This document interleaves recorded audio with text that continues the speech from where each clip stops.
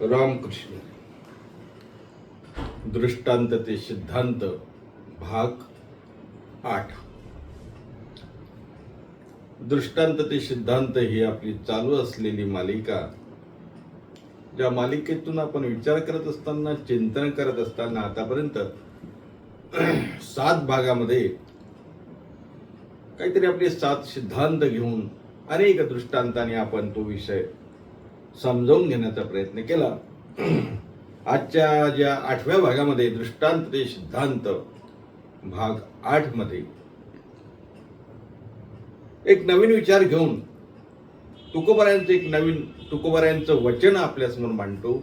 तुकोबाराय म्हणतात, निश्चयाचे बळ तुका म्हणे तेची फळ, तुका म्हणे तेची फळ, तुका म्हणे तेची फळ, निश्चयाचे बळ तुका म्हणे तेची फळ. आणि हा सिद्धांत आहे असं समजा. तुकोबाराय म्हणतात, निश्चय जर केला माणसाने, निर्धार जर केला माणसाने, तर त्या ठिकाणी फळ नक्की मिळते. निश्चय मात्र करणं जरुरी आहे. आपल्याला माहिती आहे, आपले छत्रपती शिवाजी महाराज त्यांचं वर्णन करताना रामदास स्वामींनी सांगितलं, निश्चयाचा महामेरू बहुत जनाशे आधारू. कोण आहेत ते? छत्रपती शिवराय निश्चय महाराज. दुसऱ्याच्या ओंजळीने पाणी पिणार नाही, स्वराज्यासाठी मी माझं सर्वस्व अर्पण करणार, असा निश्चय करणारे छत्रपती शिवराय होते. आता अनेकांचं उदाहरण आपल्याला माहिती आहे. लोकमान्यांनी स्वराज्य मिळवणे माझा जन्मसिद्ध अधिकार आहे आणि तो मी मिळवणारच, हा निश्चय आहे, हा निर्धार आहे. एकदा निश्चय केला ना की मनुष्य जिंकतो महाराज. मनुष्याला ते फळ प्राप्त होते.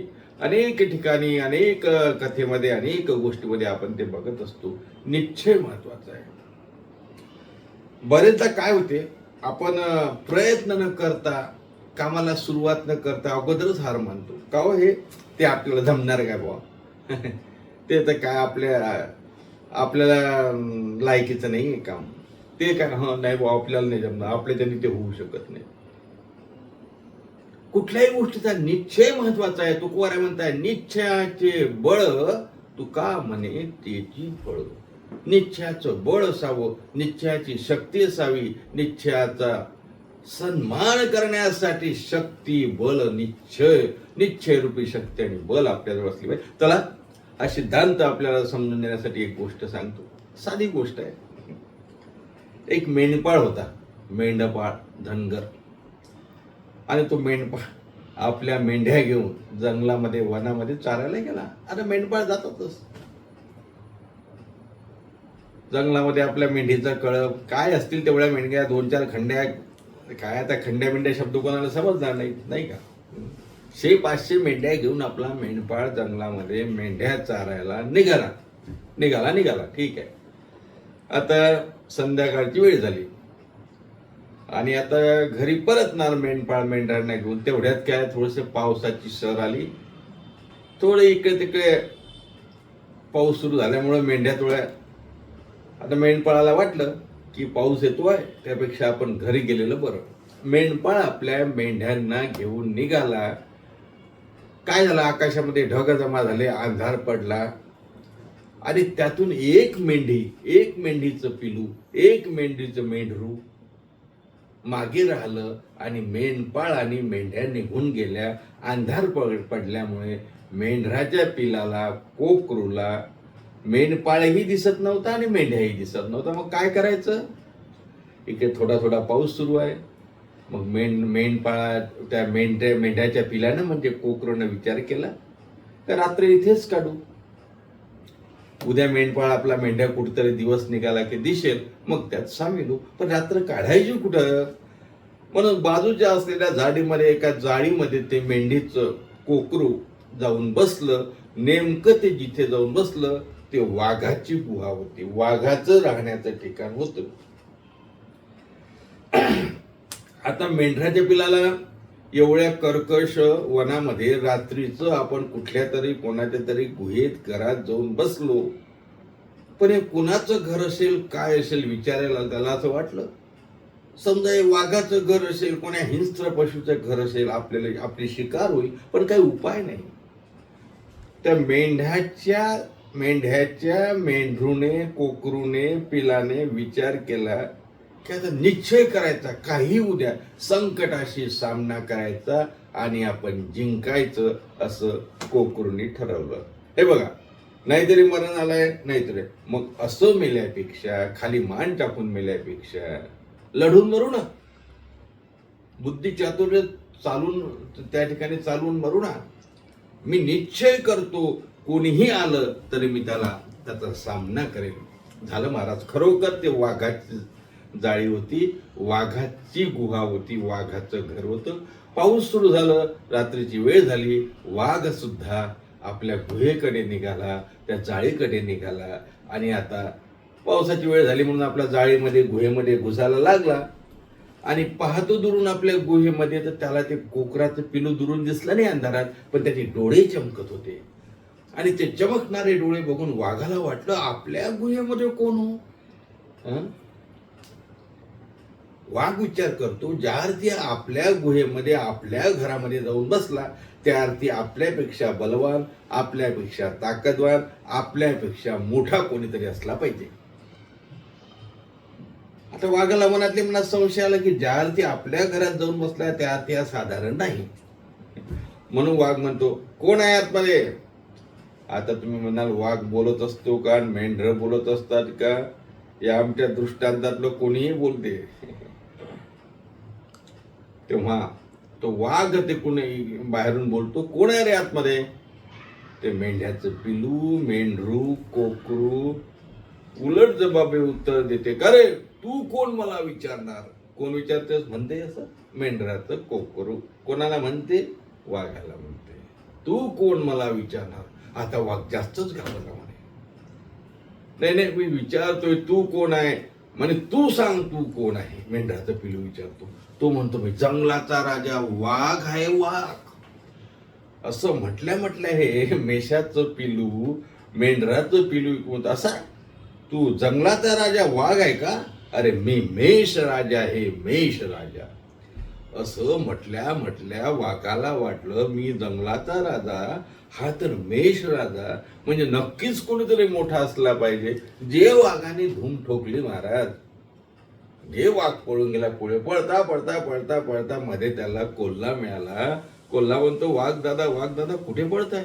अरे म्हणे, काय सांगू राजा, माझ्या राज्यामध्ये, माझ्या गुहेमध्ये कोणीतरी मेष राजा जाऊन बसला, म्हणून मी भीतीने पळालो. कोल्हा म्हणतो, वाघोबा, वनाचे राजा तुम्ही असे घाबरता का? अहो म्हणे, मग माझ्यापेक्षाही तो मेष राजा आहे ना, मित्र वनातच राजा आहे. अहो तसं नाही. मेष राजा म्हणजे, मेष म्हणजे मेंढी, मेंढरू, आणि मेंढीचं पिलू, मेंढीचा राजा म्हणजे मेषराजा, म्हणजे साधं मेंढरू आहे ते. नाही म्हणे, तो खूप जोरात बोलत होता, निश्चयानं बोलत होता, निर्धाराने बोलत होता, आत्मविश्वासाने बोलत होता की मी मेष राजा आहे. आणि उलट मलाच म्हणत होता की तू कोण? घाबरू नका म्हणे, चला माझ्यासोबत. कोल्हा आणि वाघ सोबत पुन्हा आले महाराज. कुठे? जिथे ते मेंढ्याचं पिलू लपलेलं होते, किती आले. आता 1-2 तासामध्ये निघून गेले होते. 1-2 तास, जवळपास किती वाजले हो? 9 वाजले होते संध्याकाळचे. आणि आता वाघ आणि कोल्हा, रात्रीचे 9 वाजले. कोल्हा आणि वाघ गुहेजवळ आले, जाळीजवळ आले. आणि पुन्हा मेंढराला म्हणलं, ए आम्ही आलो आहो. तिथून आतमधून म्हणतो मेंढराचं पिलू, निश्चय बघा मी का सांगतो, निश्चयाचे बळ. मेंढराचं पिलू जोरात विचारतो, कोण आहे रे तो? वाघ तर बोललाच नाही, पण कोल्हा बोलला, मी आहे म्हणे कोल्हा. मेंढरू इकडून बोललं ना, का रे कोल्ह्या, तुला माहिती नाही का माझी जेवणाची वेळ? 8:30 वाजता रोज मला तू जेवायला घेऊन येतं, काहीतरी आणत असतं, आणि आज 9:30-10 कसे वाजता? अर्धा तास लेट झालाच कसा माझा जेवण आणायला? वाघाला वाटलं, अरे बापरे, कोल्ह्याने फसवलं बाबा. कोल्हा रोज याला जेवण आणून देते, आणि आज मला घेऊन आला, म्हणजे माझं जेवण याला देणार आहे मेष राजाला. आपल्या लक्षात येते का मी काय सांगतो? वाघाने जी धूम ठोकली तिथून कोल्ह्यासह, आणि कोल्ह्याला म्हणतो, कोल्हा मी तुलाच खातो होता. का रे, मला फसवायला निघाला? तू रोज तिथे त्याला मेष राजाला कुठे ना कुठे फराळाचं जेवणाचं देतो आणि आज माझं जेवण देणार होता का? जास्त लांबवत नाही, आपल्या लक्षात आले असेल कथेचा भाव काय आहे, या दृष्टांताचा विषय काय आहे. मेंढराचं पिलू सुद्धा निश्चय केला तर वाघावर विजय होऊ शकतो, परंतु त्यासाठी निश्चय मिळावा लागतो. तुकोबाराय म्हणतात निश्चय केला पाहिजे. निश्चयाचे बळ, काय बळ आहे निश्चयाचं? तुकोबाराय म्हणतात तुका म्हणे त्याची फळ, तुका म्हणे त्याची फळ, तुका म्हणे त्याची फळ, निश्चयाचे बळ, तुका म्हणे त्याची फळ, तुका म्हणे त्याची बळ. माणसाने निश्चय केला पाहिजे. तुकोबाराय अनेक ठिकाणी म्हणतात भावाच्या पै हाते धरावा निश्चय, भावाच्या पै हाते धरावा निश्चय, तेने भव भय देश गडी. आपल्यालाही या काम क्रोध लोभ लोभरूपी भवरूपी वाघापासून सुटका करून घ्यायची, याची भीती जर दूर करायची असेल तर आपण मेंढरू जरी असलो तरी निश्चय मात्र अंगी बाळगला पाहिजे. आणि मग निश्चय जर केला, निर्धार जर केला, खरं सांगू का, वैष्णवानी निर्धार निश्चयाशिवाय भक्तीच नाही महाराज. निष्ठावंत जे भक्त असतात ना, तुकोबारांचं एक प्रमाण आहे, आता आठवलं म्हणून सांगतो. निष्ठावंत भाव भक्ताचा स्वधर्म, निर्धार हे वर्म चुकून, निष्कामी निश्चळ विठ्ठली विश्वास, निश्चय निष्काम निर्धार, अर्थात निश्चयाचं बळ हे आपल्याला त्या ठिकाणी फळ देत असते. अनेक माऊली ज्ञानोबारांची सुद्धा ओवी आहे. बुद्धिनिश्चय आत्मज्ञान, बुद्धिनिश्चय आत्मज्ञान, ब्रह्मरूपी भावी आपण आपण, ब्रह्मनिष्ठा राखी पूर्ण तत्परायण रणशी.